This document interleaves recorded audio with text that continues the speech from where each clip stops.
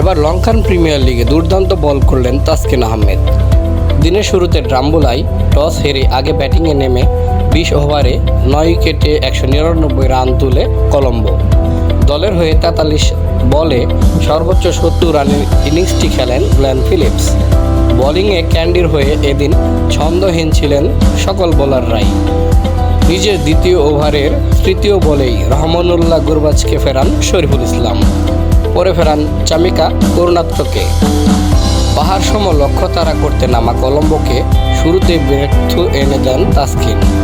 নিজের দ্বিতীয় ওভারে 9 বলে 12 রান করা দীনেশ চান্দিমালকে বোল্ড করে ফিরিয়েছেন এই পেসার। এরপর ফ্লেচার 36 বলে 47 এবং হারিস করেন 32 বলে 56। এরপর কামিন্দু মেন্ডিস খেলেন 16 বলে 36 রানের ইনিংস। 26 রান খরচায় 4 উইকেট নেন পাথিরানা। শেষ দিকে কিপ্টে বোলিং করেন তাসকিন। প্রথম 2 ওভারে 13 রান দেওয়া এই পেসার পরে 2 ওভারে দেন 17 রান। মোট 4 ওভারের স্পেলে 30 রান খরচায় 1 উইকেট তুলে নেন তাসকিন আহমেদ। জয়ের জন্য শেষ ওভারে 20 রান দরকার ছিল ক্যান্ডির। সেই ওভারে 17 রান তুলে নেন দলটি।